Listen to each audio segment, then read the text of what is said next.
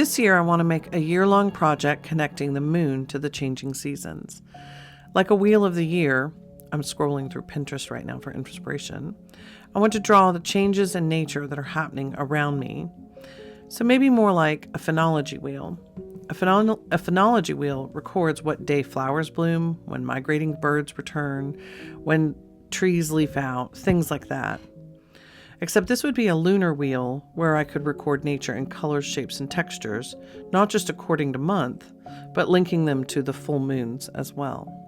I didn't have a compass handy, so to divide a circle into 12 parts, I got a large mixing bowl lid from my kitchen and made a big circle on my watercolor pad.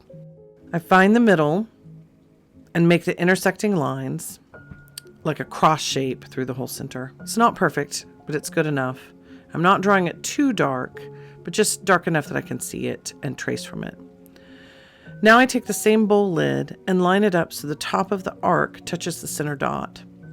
And I mark 2 more places on the arc where the arc crosses the outside circle. I do this on each side, and when I'm done, I have 8 more dots on my circle that already has 2 lines intersecting the middle of it. So I connect those dots through the center point and on the outside, and now I have 12 equal parts. Miss Bryant, my high school math teacher, would be very proud. I know I want the moon at the center of my wheel, so I grab a salve tin and make a larger circle shape in the center for kind of a background design. Inside that, I trace a washi tape roll for the actual moon, making sure to kind of line everything up inside, making sure I'm happy with it, and then I erase the lines carefully and gently out of the center of my big circle.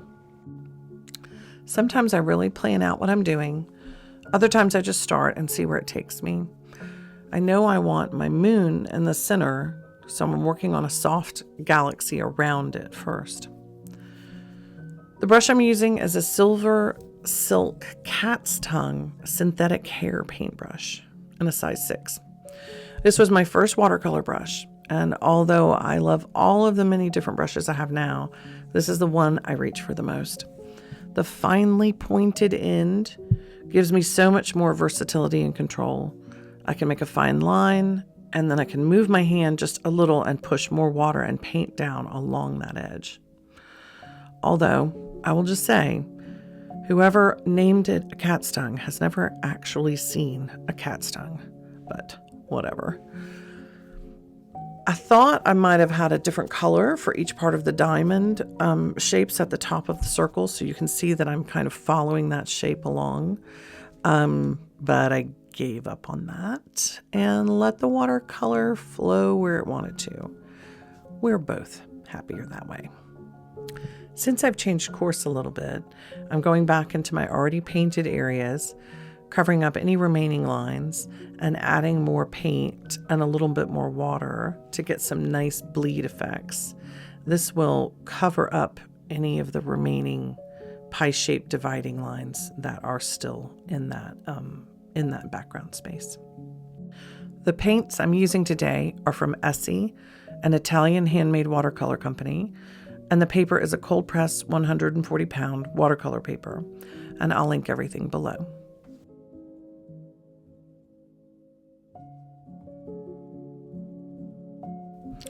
After it's dried a bit, I'm going back in with my deepest purple and tracing out some edges to make little nebula or like space clouds. It makes a nice addition to the watercolor bleeds. These pockets of lights and darks are where I'm going to layer in some stars. So I didn't have my camera on for the first little bit of the moon, but I just blocked in the light grays, and now I'm darkening the edges while making sure to keep the center whiter to accentuate that nice round shape. And now I'm going in and touching up more of the dark grays along the edges of the craters on the surface to make it look more shadowed and textured.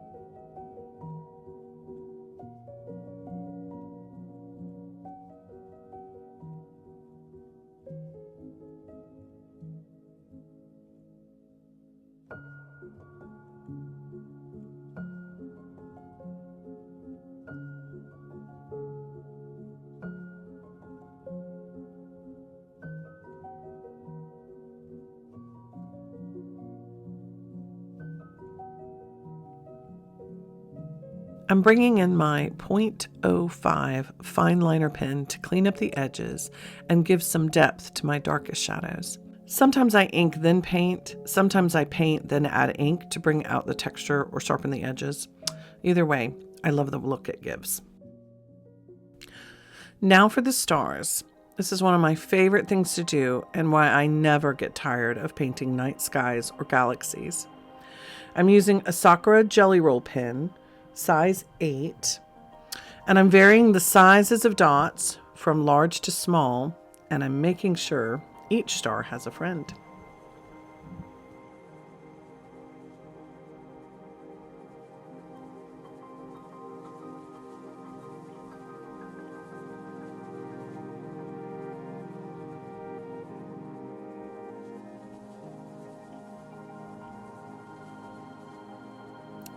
A little trick I like to use with these Sakura pens is to blot out the still wet ink with my finger.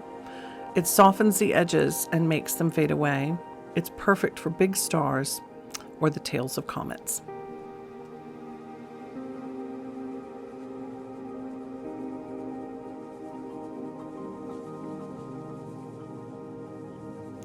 Using the same white pen, I'm going in and adding craters and scars to the surface of the moon.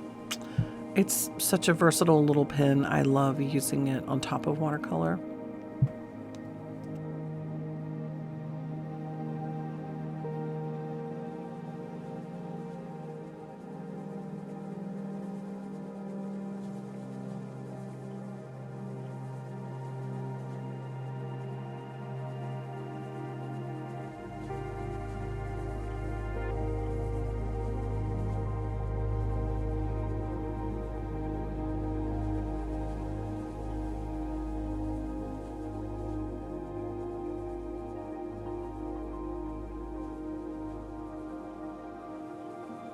Another little trick here is that you can re-wet the Sakura pen ink and lift up some of it if you change your mind or want to soften the lines.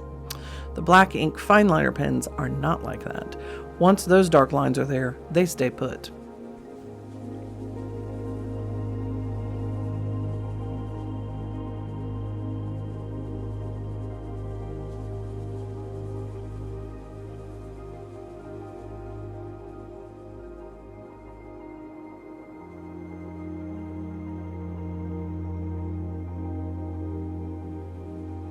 Honestly, I keep forgetting to turn the camera on and I just jump in and start sketching.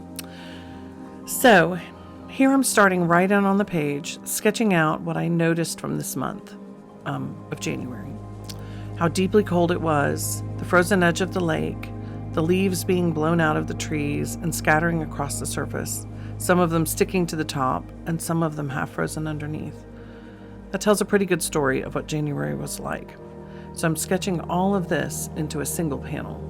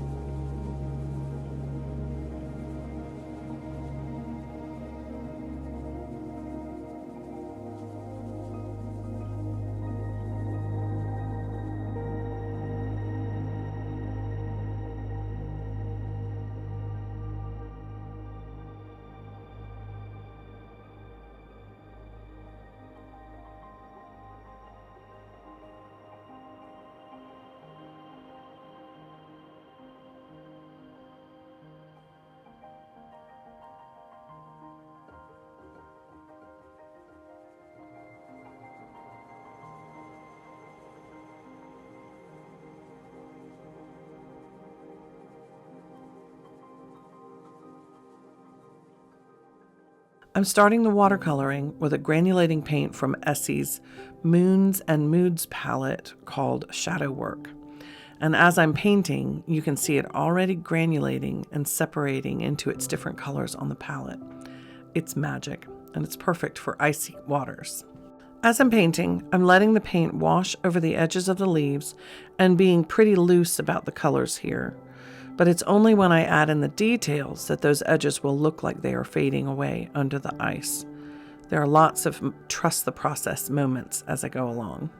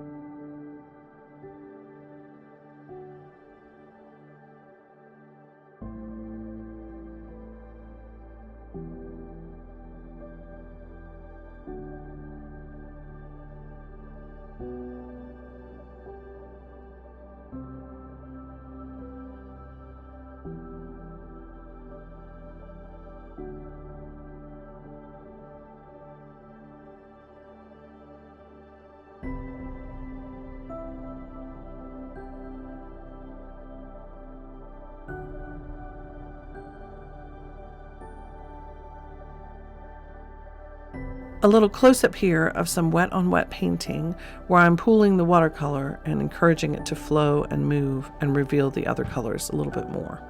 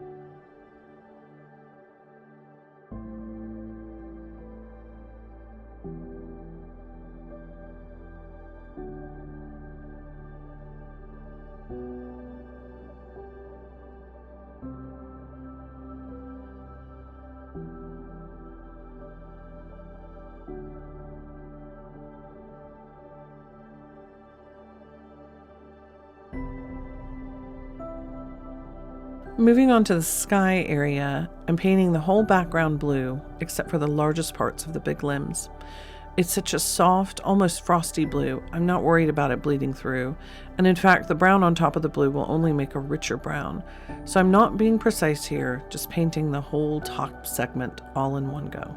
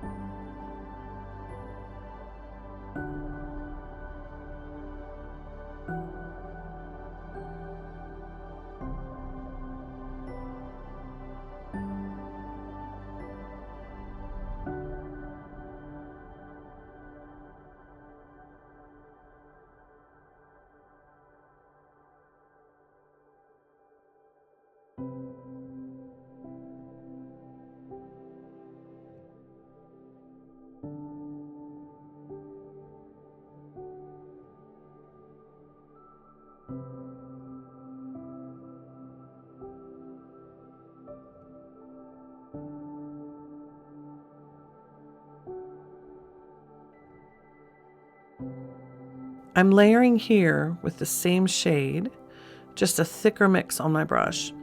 Watercolor is opaque, so the more you add, the richer and more complex the color becomes.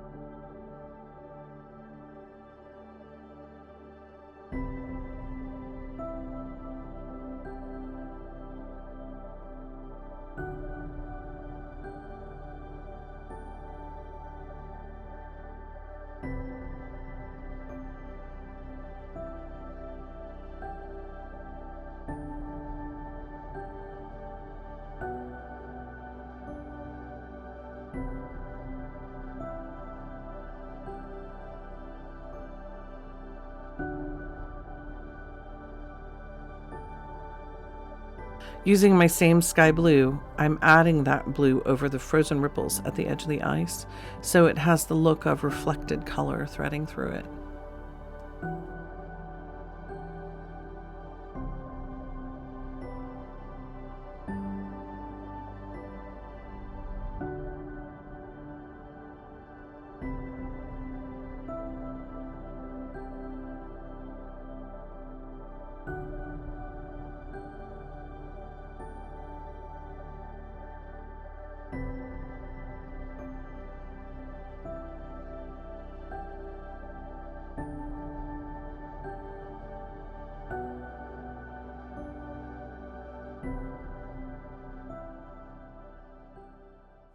So I'm beginning to work on the leaves here, and I've changed brushes to a number 2 round because I know I'll be working with more finely applied paint and less big swashes of water.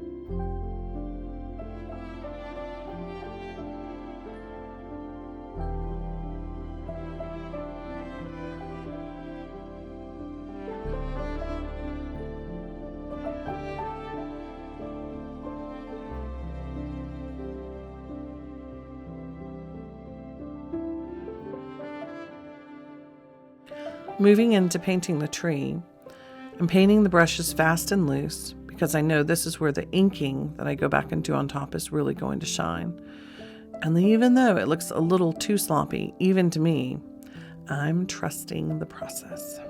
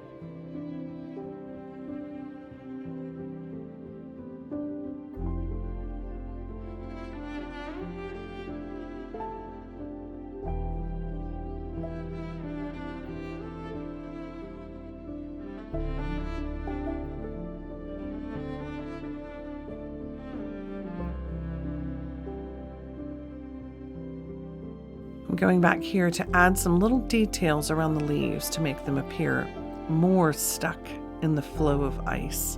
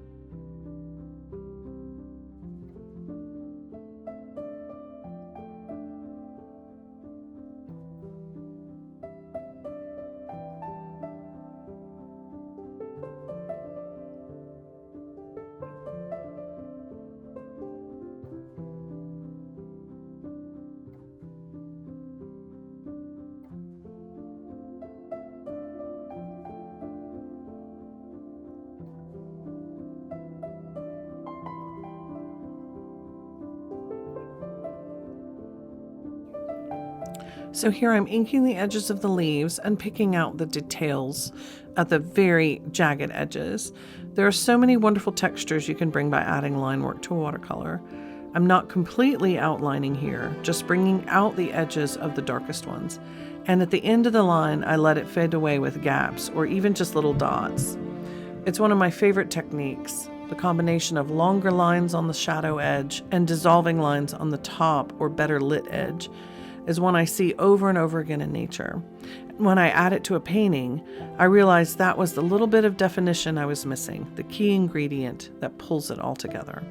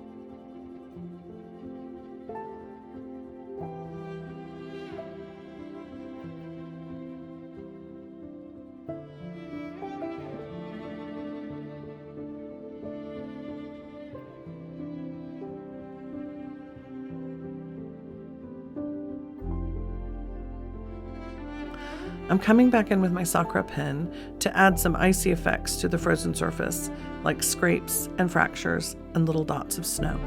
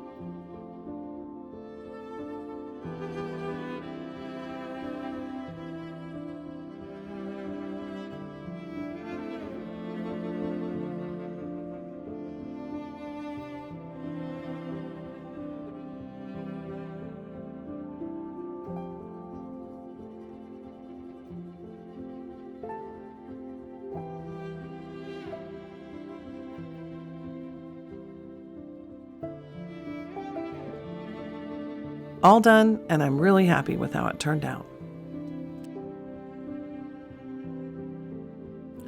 Adding the finishing touches with inking, I'm doing the lines at the end to make sure they are nice and dark. I want the outline to sit on top of the watercolor and not the other way around.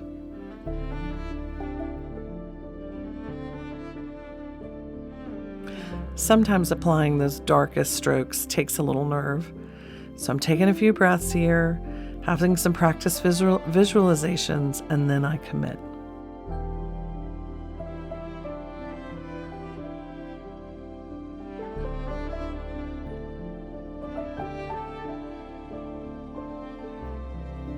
All done with January. I think I'm off to a good start. In the next video, I'll show you how I'm connecting these observations and art to the moon. Thanks so much for watching.